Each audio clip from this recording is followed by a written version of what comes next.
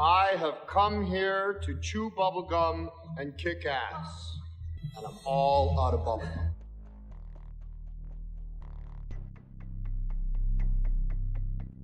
They Live is held in very high regard by conspiracists, especially if you're a movie buff like myself. This movie was, or is, The Matrix of the 80s, a film that portrays a sinister hidden reality most people can relate to because they know deep down that something in the world just isn't right. Though the movie often seems cheesy, it nonetheless conveys a strong message about the elite of the world and its utilization of mass media to keep the population under control. The star of the movie, Roddy Piper, was noted on Twitter saying, "They Live is a documentary." This was roughly 2 years before he died in 2015. Of course he was joking, at least a little bit, right? This movie is one of those rare subversive stories that forces viewers to question their world and their surroundings. Because despite the fact that the movie is about ghoulish aliens, it communicates truths to the viewers that are only alluded to in mainstream movies. In fact, looking deeper into the storyline, one might realize that there's probably more science than fiction in this story. Are the aliens in the movie an imaginative way to portray the world's elite, those who secretly run the world, those that we call the Illuminati? Let's revisit this cult classic and see how it describes the hidden rule of the elite. Right from the beginning, as we see Nada walking around Los Angeles with his backpack, the movie sets a particular mood. Something is not quite right. There is a sense of impending doom in the air. Poverty is rampant, helicopters fly all around the city, and street preachers speak of soulless beings that rule the world. They have taken the hearts and minds of our leaders. They have recruited the rich and the powerful, and they have blinded us to the truth. Our human spirit is corrupted. Why do we worship greed? Because outside the limit of our sight, feeding off us, perched on top of us from birth to death, are our owners. Our owners. They have us. They control us. They are our masters. Wake up. They're all about you, all around you. Is the preacher's description of the masters applicable to the Illuminati? As we follow Nada's aimless drifting across the city, the camera often focuses on people gazing blankly at television screens, mindlessly absorbing the feeble messages it communicates. Regular Joes appear to truly enjoy their television shows, until an obscure organization hacks the airwaves to broadcast subversive messages about the hidden rulers of the world. Natural looking, easy to apply nails, pre-colored in 7 luscious hues. Just... Our impulses are being redirected. We are living in an artificially induced state of consciousness that resembles sleep. Oh, goddamn hacker, that second time tonight that asshole's cut in. The movement was begun 8 months ago by a small group of scientists who discovered, quite by accident, these signals being sent through... Thing's giving me a headache. Yeah, tell me about it. Us took the hackers months to figure out how to do this. The poor and the underclass are growing. Racial justice and human rights are non-existent. They have created a repressive society, and we are their unwitting accomplices. Their intention to rule rests with the annihilation of consciousness. We have been lulled into a trance. They have made us indifferent to ourselves, to others. We are focused only on our own gain.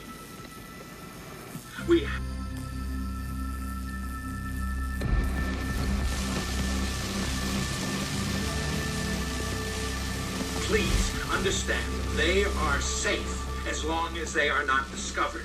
That is their primary method of survival. Keep us asleep, keep us selfish, keep us sedated.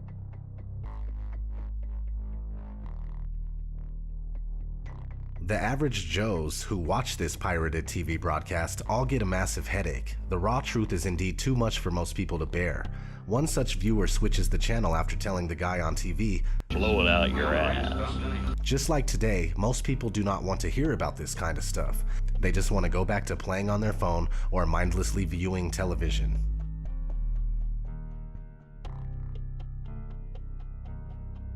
Nada realizes that the street preacher and the man on television are connected through a local church. When he sneaks into the church, he discovers that it's actually the headquarters of an underground organization. On a wall inside the church is written, "They live, we sleep," a phrase that describes the fundamental difference between the elite and the masses. Those in power know the truth about the world and possess the means and power to truly live. The rest of the population is sedated, dumbed down, and manipulated into a zombie-like state in order for it to be easily manageable. Nada learns that the rebellious organization is attempting to recruit people to take down the rulers. However, a few days later, Nada sees just what happens to those who plot against those in power. Helicopters, bulldozers, and police in full riot gear raid the place, destroy everything, and arrest the members of the underground organization. That is how the elite respond to contrary views. After witnessing the violent police shakedown, Nada begins to realize that something is wrong in America. The guy who believed in working hard and following the rules is starting to believe that something is completely out of place here. Determined to learn more, Nada re-enters the church and finds a few interesting things. First, "They live, we sleep" has been painted over. They don't want that message to be known. More importantly, Nada discovers a box full of sunglasses. While the sunglasses appear on the surface to be worthless, they actually provide Nada with the greatest gift of all, the truth. When he has the sunglasses on, Nada sees through the smoke and mirrors projected by advertisement and mass media. He only sees the core of their message and the only reason why they exist. No matter which magazine Nada flips open, he sees the same subliminal messages, which tells a lot about the true function of celebrity and fashion magazines. Despite the fact that they are all different, they all ultimately serve the same purpose, to reinforce messages from the elite to the masses. Nada also quickly understands the truth about money. It brings a whole new meaning to the phrase, "In God we trust." Nada's most shocking discovery concerns the people around him. Some people are not human. They are from another race that has infiltrated society. Nada realizes that they are everywhere and that they hold positions of power, like this politician giving a speech on television.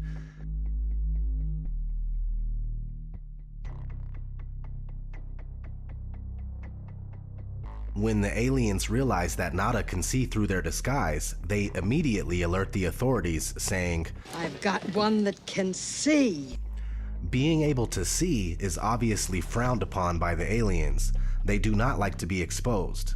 Nada quickly becomes a social outcast and aliens start closing in on him. I don't like this one bit. Nada and everyone in the city are constantly monitored by flying surveillance cameras that are oddly similar to the new unmanned drones that are currently appearing around the world. Flying surveillance cameras were considered science fiction in 1988. They are now a reality. The concept of truth-seeing sunglasses is an interesting way to illustrate the importance of knowledge in one's worldview. Two people can be looking at the exact same thing, yet perceive two very different realities depending on the level of information and awareness possessed by each person. Nada's sunglasses can therefore represent one's knowledge of the truth, which allows a clear perception of reality.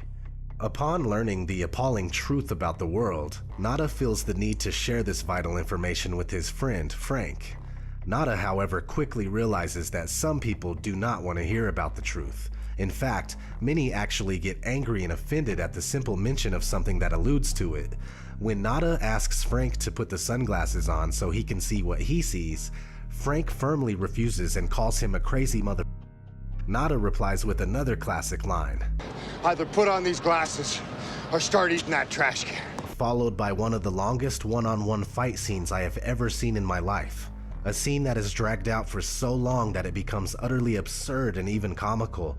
While the scene maybe appears ridiculous, it says something about the difficulty of making regular average people wake up from their blissful ignorance. Frank finally sees the truth.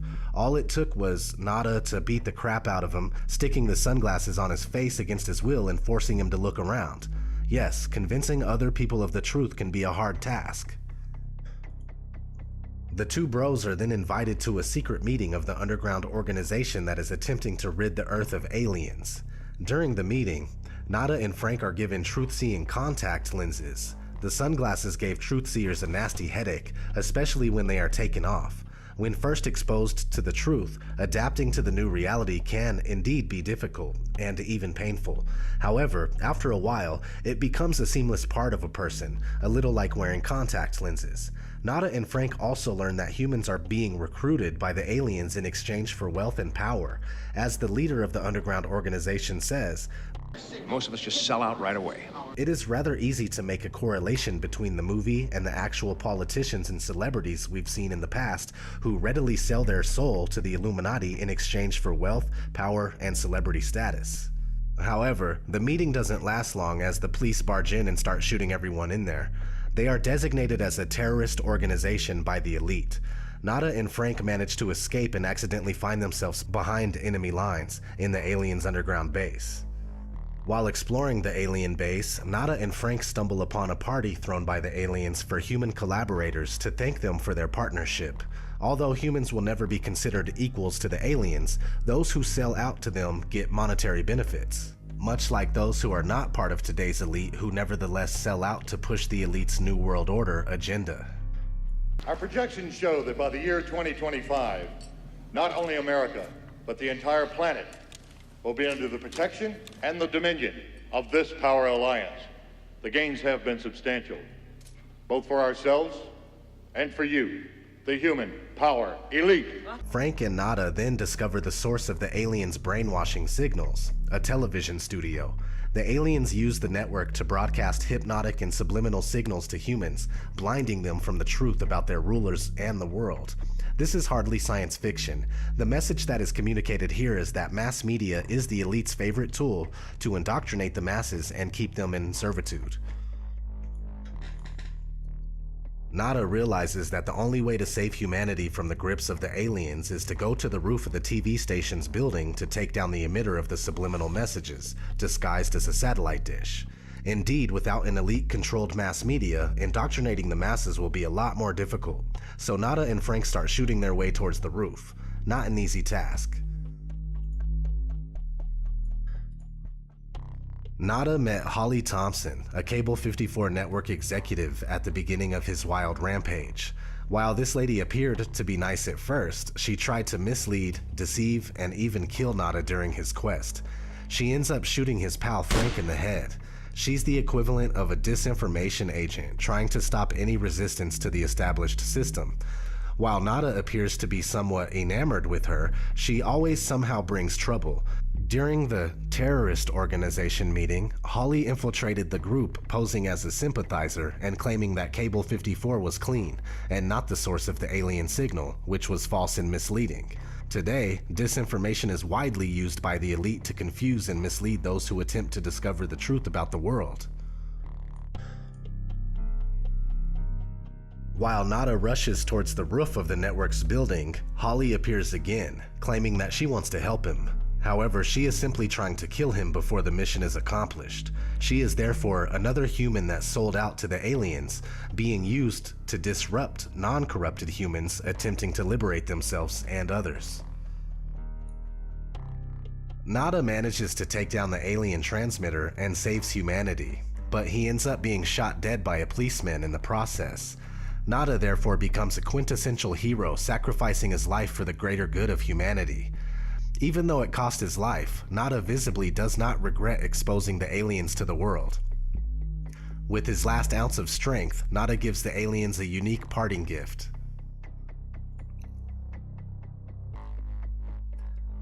Once the aliens' satellite dish is down, the masses are able to see the world as it is. The aliens' ugly faces are exposed to the world.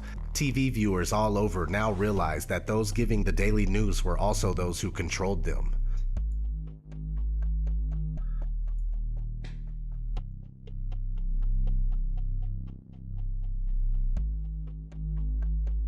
As the years have gone by, this movie's message has become increasingly relevant and freakishly realistic. In the movie, the rulers are portrayed as a completely different race that perceive humans as inferior, something that can easily be correlated to the attitudes of the bloodlines of the Illuminati, or even the Zionist Jews that refer to all non-Jews as Goyim.